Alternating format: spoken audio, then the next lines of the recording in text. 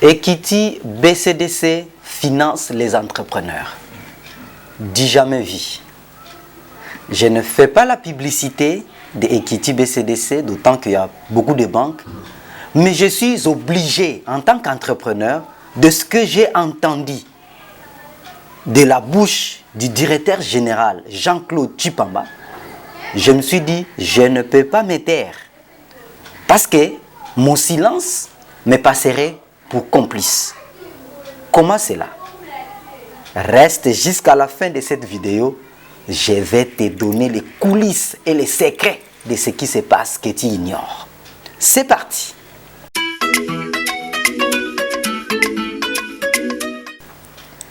Salut à toi, bienvenue sur ma chaîne Afro Business Info. Si tu me découvres pour la première fois, moi c'est José Mouchia Babo. Je suis coach financier et entrepreneur. Sur cette chaîne, moi et mon équipe, nous parlons de gestion de finances, nous parlons de fiscalité, nous parlons de business, nous parlons des opportunités d'affaires, nous parlons d'argent. Parce que je suis convaincu qu'avec toutes ces notions, les jeunes Africains atteindront rapidement l'indépendance financière et ils développeront les business adaptés et appropriés. Si toi aussi tu veux faire partie de cette belle aventure, tu as deux choses à faire. La première, abonne-toi sur cette chaîne et clique toutes les cloches de notification pour ne pas manquer nos vidéos pépites comme celle-ci. Nous parlions tantôt de Equity BCDC qui finance les entrepreneurs. Equity est une banque qui est installée dans l'Afrique de l'Est et qui s'est étendue dans l'Afrique francophone, notamment en République démocratique du Congo, où ils ont racheté la banque BCDC, la banque qui existait déjà ici, la banque commerciale du Congo. Et cette fusion a fait Equity BCDC. Et cette banque, Equity BCDC, a pour son directeur général M. Jean-Claude Tshipama. M. Jean-Claude Tshipama est passé sur la chaîne YouTube Investir au pays de Philippe Simon, qui est l'un de mes mentors, même si Philippe Simon ne me connaît pas de vie, mais en tout cas, moi je prends Philippe Simon comme mon mentor.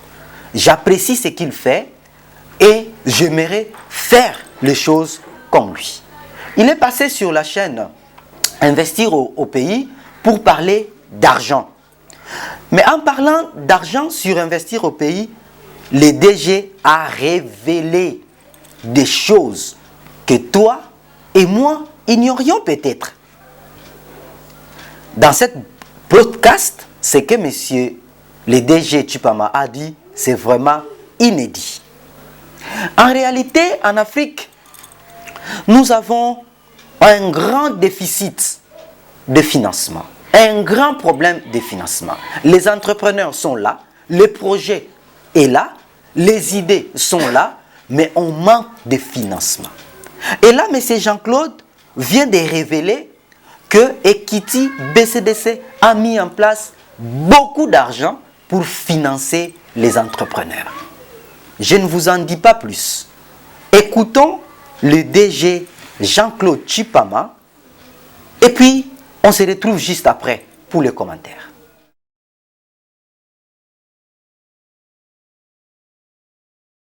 Mon nom est Jean-Claude Tshipama, je suis congolais, je suis directeur général délégué ou directeur général adjoint ou executive director pour les anglophones de Equity BCDC, donc la première banque en nombre de clients de la RDC. C'est un pays, c'est une banque panafricaine qui se trouve dans 7 pays en Afrique.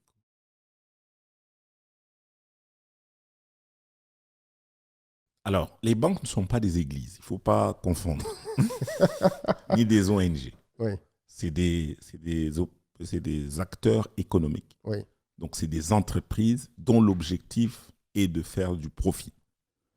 Donc, à partir du moment que c'est dit, donc il n'est pas immoral ni illégal à une banque d'accuser une banque de faire du profit.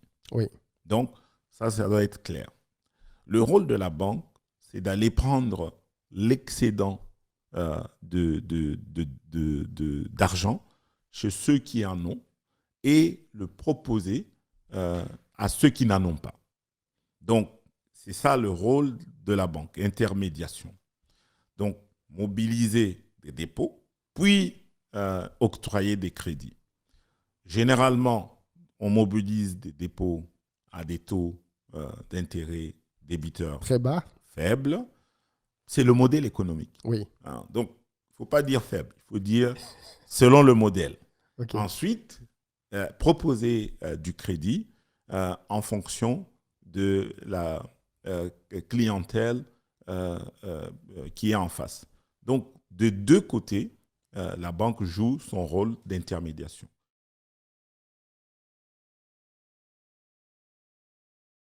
Une des choses qu'on reproche aux entrepreneurs africains en général, c'est que les entrepreneurs ne sont pas suffisamment équipés. Ils sont souvent de petite taille. C'est pour ça qu'on va voir que la plupart des banques sont des banques transactionnelles. Elles vont faire des transactions avec des grandes entreprises, des entreprises minières, des entreprises brassicoles, des entreprises de télécom. Et je peux vous dire qu'il n'y a pas beaucoup de profit à faire avec ces entreprises-là. Parce que le profit d'une banque se trouve dans les transactions, mais aussi sur le crédit. Et Bien surtout sur les crédits. Bien sûr. Or, ces entreprises-là ne prennent pas de crédit, en général.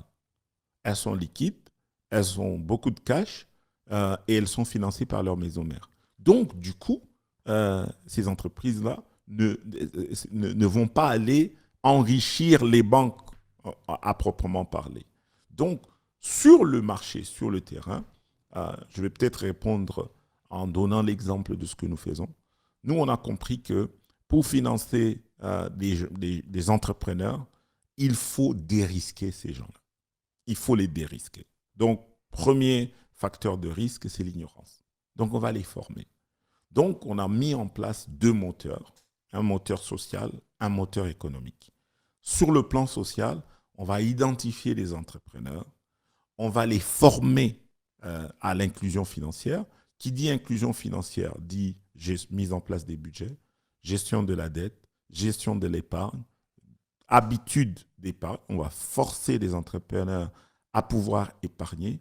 On va les encadrer sur la planification de leurs activités. De l'autre côté, on va les former sur l'entrepreneuriat, le b.a.-ba de l'entrepreneuriat. Ça veut dire comment je constitue un projet, comment je me paye un salaire, comment je distingue ma poche et la poche de mon entreprise. Et ensuite, seulement, McKinsey dit que quand on a formé comme ça un entrepreneur, ça veut dire qu'on a dérisqué ce potentiel client-là à 96%. Maintenant, je peux lui prêter de l'argent. Maintenant, ça va se poser un problème de garantie.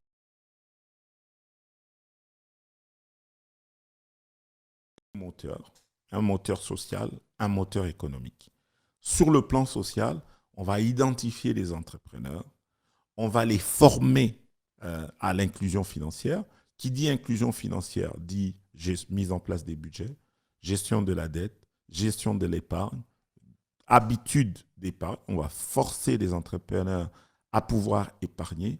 On va les encadrer sur la planification de leurs activités. De l'autre côté, on va les former sur l'entrepreneuriat, le b.a.-ba de l'entrepreneuriat.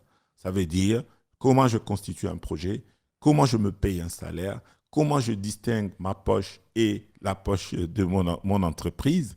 Et ensuite, seulement, McKinsey dit que quand on a formé comme ça un entrepreneur, ça veut dire qu'on a dérisqué ce potentiel client-là à 96%. Maintenant, je peux lui prêter de l'argent. Maintenant, ça va se poser un problème de garantie. OK, qu'est-ce qui arrive si j'ai emprunté 25 000 euros, 25 000, 50 000 dollars et que mon activité ne marche pas? Comment je fais? Parce que cet argent, rappelez-vous, hein, que c'est de l'argent que j'ai que j'ai pris chez un déposant, un épargnant dans l'économie. Donc, il ne faut pas que cet argent puisse disparaître. C'est pour ça qu'on va traquer la performance des crédits défaillants. Donc, c'est très important de pouvoir dérisquer d'abord. Ensuite, maintenant, deuxième chose que nous mettons en place, c'est qu'avec les bailleurs de fonds institutionnels, les AFC, Banque mondiale, Proparco, USAID, etc., on leur dit arrêtez de donner de l'argent dans les ONG. Arrêtez de donner de l'argent parce que ça n'a pas développé l'Afrique depuis les 50 dernières années. Maintenant, mettons ensemble des fonds de garantie, des fonds de garantie silencieuses, donc des instruments qui permettent à ce que les entrepreneurs qui ont des projets viables puissent accéder au crédit. Ainsi, on a mis en place des garanties de financement. Donc, aujourd'hui, à Equity, on a 200 millions, 220 millions à peu près de dollars américains en fonds de garantie. Donc, ce qui fait qu'un projet de 10 000, de 15 000, de 50 000 dollars, de 100 000 dollars peut être financé sans garantie. Ah oui, quand même. Oui, il peut être financé sans garantie. Et là, que ce soit en agriculture, on a identifié comme ça 12 secteurs de l'économie dans lesquels nous intervenons. Les 3 derniers mois, on a formé 52 000 entrepreneurs.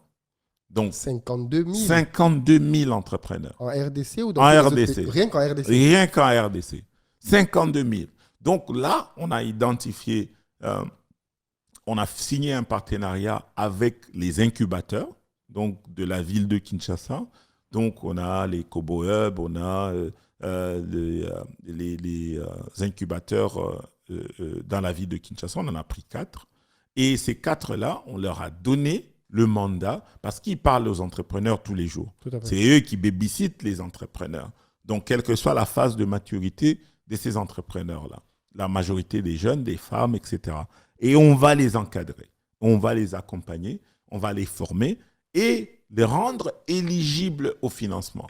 Si je prends par exemple le programme PEJAB, donc c'est un programme avec la BAD pour lequel on a identifié des jeunes entrepreneurs à l'agriculture. Wow. En agriculture. Donc là, on a fini 500 business plans prêts au financement. Déjà, jusqu'à vendredi, il y avait 47 dossiers déjà financés. Donc, chers entrepreneurs, avez-vous entendu ce que moi j'ai entendu? Avez-vous écouté les explications qu'a donné le DG Jean-Claude Tchipama? Oui. Faites tout ce que vous pouvez faire pour faire partie de ces incubateurs qui encadrent les entrepreneurs pour les comptes d'Equity BCDC, qui les forment et qui les rendent éligibles au crédit. Et cela va t'aider grandement d'aller de l'avant. Les choses sont en train d'être faites maintenant. Les choses bougent, les choses changent. Nous n'avons jamais vu ça depuis le temps qu'on était ici. Et maintenant que les regards et les yeux de tout le monde sont tournés vers les entrepreneurs, vers l'entrepreneuriat, saisissons cette occasion. Écrivons, rédigeons nos projets. Entrons dans des groupes. Soyons là pour être éligibles au financement. Laissons-nous former. Soyons branchés.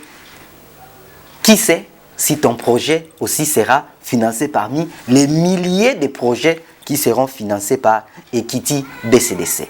Et si vous avez bien noté, on ne finance pas seulement les Congolais qui sont à Kinshasa, même les Congolais de la diaspora.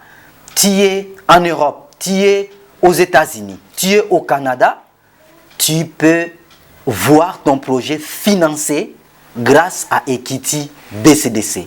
En tout cas, je vais faire l'effort pour aller un peu plus près, pour voir la réalité de ce que le DG Jean-Claude Tchipama a dit.